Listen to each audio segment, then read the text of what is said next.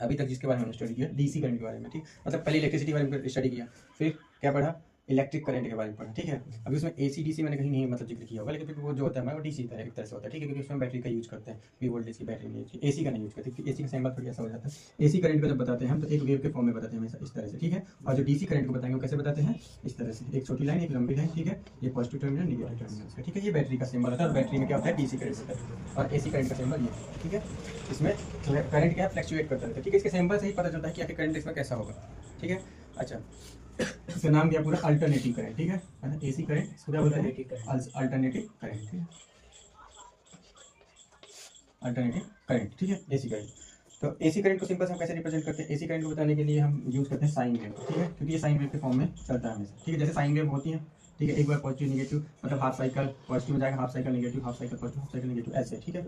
तो AC current को हम इस तरह से बताते हैं। और डीसी करंट को कैसे बताते हैं, ये तो एसी करंट का रिप्रेजेंटेशन कैसे बताते हैं, ठीक है, और ठीक है। और डीसी हमेशा सीधा चलता है, इसलिए उसका रिप्रेजेंटेशन कैसे होता है, एक सीधी लाइन में बताया जाता है ग्राफ पे, मतलब जितना स्टार्टिंग होता है उतना लास्ट में मिलेगा। लेकिन ये क्या है, एक मतलब टाइम लूप में एक कंटिन्यूस क्या होगा कि एक पर्टिकुलर टाइम के बाद ये अपनी साइकिल चेंज कर देता है, फिर उसके बाद फिर एक पर्टिकुलर टाइम के बाद अपनी साइकिल चेंज कर देगा, मतलब ये वेरी करता रहता है कंटिन्यू, ठीक है, बदलता रहता है। अच्छा, तो इसको वेरिएबल नहीं बोल सकते, वेरिएबल करंट भी बोल सकते हैं, लेकिन वेरिएबल करंट इसलिए नहीं बोलते हैं क्योंकि ये जो है ना एक टाइम मतलब एक निश्चित समय में अप होता है, एक निश्चित समय में डाउन होता है, ठीक है। एक निश्चित समय में पॉजिटिव ऊपर की ओर जाता है, इसको बोलेंगे पॉजिटिव साइड, ठीक है, और ये नेगेटिव साइड, एक निश्चित समय में पॉजिटिव है, निश्चित समय में नेगेटिव साइकिल के ऊपर, मतलब ये रन करता है सिंपल सा। एक निश्चित समय में ऊपर की ओर डायरेक्शन इसका रहता है, और एक निश्चित समय के बाद इसका डायरेक्शन चेंज हो जाता है, ठीक है, नेगेटिव साइड हो जाता है, इसलिए इसको क्या बोलते हैं, अल्टरनेटिव करंट। पता चले कि अगर ये कभी भी वेरी करता हो तो जितने भी हमारे डिवाइस वो कभी चल सकते हैं, कि अगर करंट तुरंत धीमा धीमा ऐसे होता रहे, up down up down up down, तो डिवाइस हमारे क्या हो जाएंगे, खराब हो जाएंगे, नहीं खराब हो जाएंगे, है ना। तो ये एक मतलब एक फ्रीक्वेंसी पे ही, एक निश्चित फ्रीक्वेंसी पे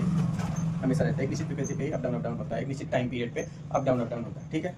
अच्छा, यहाँ से यहाँ तक ये पूरा क्या कहलाएगा इसका, यहाँ से यहाँ तक हाफ साइकिल हो गया और ये फुल साइकिल हो गया, ठीक है। कैसे बताया जाता है, तो आई इक्वल टू होता है आई नॉट साइन ओमेगा टी, जैसे कि अभी हमने बताया एसी जनरेटर में हमारे पास इक्वेशन निकल गई थी, I equal to I naught sine omega T, है ना, I equal to I naught sine omega T.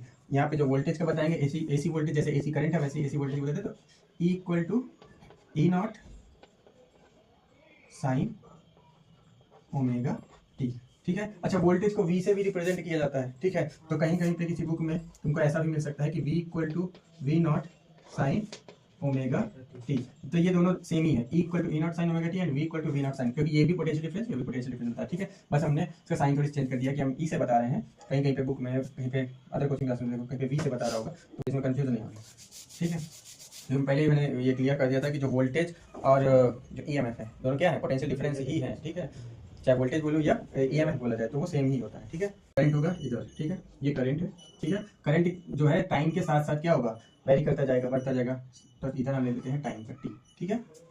एक पूरे साइकिल को हम क्या बोल देते हैं इसकी, एक पूरे साइकिल को, जैसे इसने एक साइकिल, अच्छा चलो एक पूरा साइकिल करने में जिसको समय लगा क्या लगेगा, कैपिटल टी लगेगा, ठीक है। अच्छा, हाफ साइकिल पूरा करने में इसको जो जितना टाइम लगता है, यहाँ छोड़ो, ये देखो हाफ साइकिल पूरा करने में, इधर देखो, हाफ साइकिल कंप्लीट करने में इसको जो समय लगता है उसको बोलते हैं T/2, क्या बोलते हैं, T/2, ठीक है।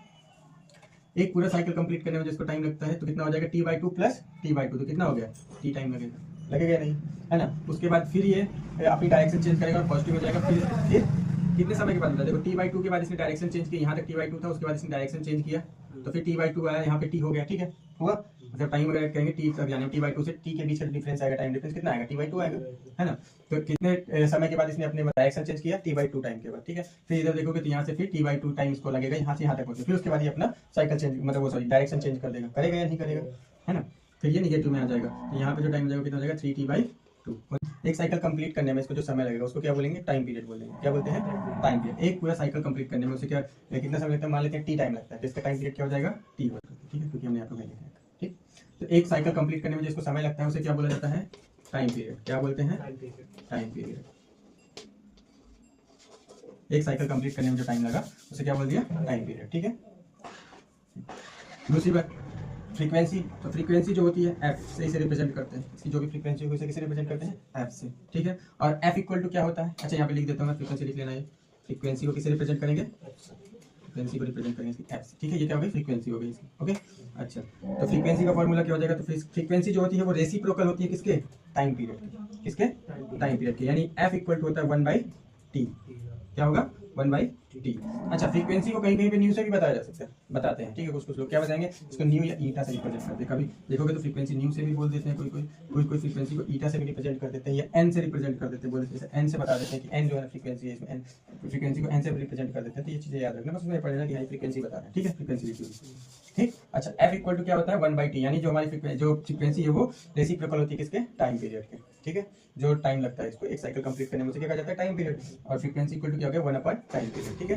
कि I equal to I naught sine omega T है, ये किसी इंस्टेंट टाइम पे ली गई वैल्यू है। मतलब क्यों, क्योंकि भाई देखो सिंपल सा, यहाँ पे देखो मान लो इस पॉइंट पे हम करंट की वैल्यू यहाँ पे ले रहे हैं, तो क्या हो जाएगा पीक पॉइंट पे, ठीक है, क्योंकि ये मैक्सिमम वैल्यू होती है आई नॉट, पता है हमने उस दिन कहा था आई नॉट क्या होती है, इसकी करंट की मैक्सिमम वैल्यू होती है, ठीक है। तो I equal to I naught sine omega T, ठीक है। ये क्या हो गया, किसी एक पर्टिकुलर पॉइंट पे यानी किसी इंस्टेंट टाइम पे ली गई वैल्यू है, ठीक है। तो इसको बोलते हैं instantaneous value of current and instantaneous value of, एक तो ये हो गया इंस्टेंटेनियस वैल्यू, एक तो हो गया इंस्टेंटेनियस वैल्यू ऑफ करंट, ठीक है। I equal to I naught sine omega T and E equal to E not sine omega T क्या हो गया, इंस्टेंटेनियस वैल्यू ऑफ वोल्टेज, ठीक है, ये पोटेंशियल डिफरेंस, ठीक है।